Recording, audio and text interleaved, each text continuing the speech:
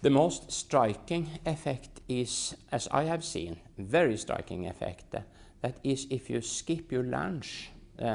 typical lunch now for students or doctors or nurses, we have our own restaurants, is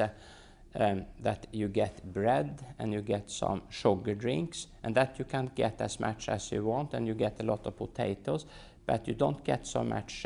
protein, because that is the expensive part. And when you take this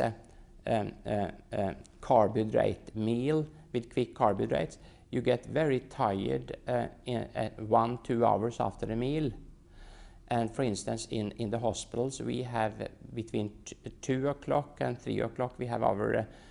post-education lessons and so on. And then when you have that between 2 and 3, and the lunchtime is around 12, at least 80%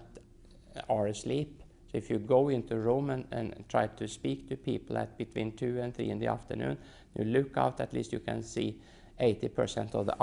eyelid closed now and then, because they are so